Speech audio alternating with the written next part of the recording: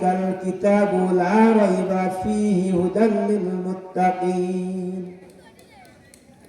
আমি এমন একটি কোরআন তোমাদেরকে দান করেছি যে কোরআনের মধ্যে বিন্দু মাত্র সন্দেহ নাই। জোরে জোরে কোন সুবহানাল্লাহ। আর এই কোরআন আল্লাহ রাব্বুল ঘোষণা করলেন যারা দুনিয়াতে মুত্তাকি হবে, পরেজগার হবে, ঈমানদার হবে, মুত্তাকিনদের জন্য আল্লাহ রাব্বুল আলামিন কোরআনকে হেদায়েত গ্রন্থ হিসেবে পাঠিয়ে দিয়েছেন। জোরে জোরে কোন সুবহানাল্লাহ। আল্লাহ রাব্বুল আলামিন এই পবিত্র কোরআন বান্দাদের জন্য দান করেছেন। প্রত্যেকটা মানুষ দুনিয়ার মধ্যে চলাফেরা করবে পথ প্রদর্শক হিসেবে, পথ দেখানোর জন্য আল্লাহ রাব্বুল আলামিন কোরআন দান করেছেন। বান্দারা কোরআন পড়বে, কোরআন তেলাওয়াত করবে।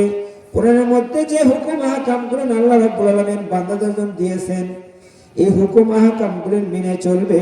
মহান রব্বুল আলামিন ওই বান্দার উপর খুশি হইয়া জান্নাত দান করবেন। জোরে জোরে কোন সুবহানাল্লাহ।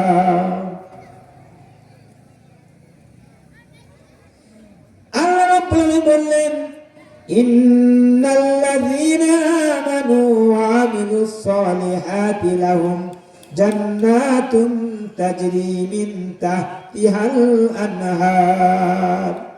জোরে জোরে কোন সুবহানাল্লাহ।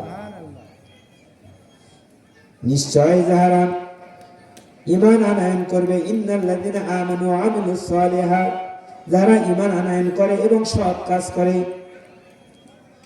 দুনিয়াতে অনেক কাজ আছে,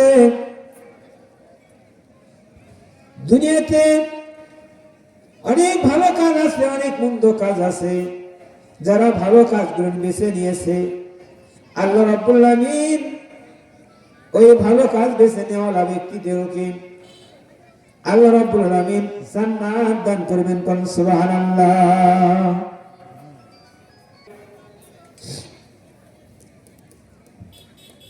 কুল্লু নাফসিন যায়িকাতুল মউত, প্রত্যেককেই মৃত্যু স্বাদ ভোগ করতে হবে। এই দুনিয়াতে আসেন যারা ঈমানদার হয়ে দুনিয়া থেকে বিদায় হতে পারবে, আল্লাহ রাব্বুল আলামিন ওই ঈমানদারদের দিওকে কবরের মধ্যে শান্তি দান করবেন। আর যারা দুনিয়াতে দুনিয়ার অঙ্গমঞ্চ পড়ে, দুনিয়ার লোভ লালসায় পড়ে ঈমান হারা হয়ে মৃত্যুবরণ করবে, তাদেরকে আল্লাহ রাব্বুল আলামিন জাহান্নামের মধ্যে জ্বালাইবে।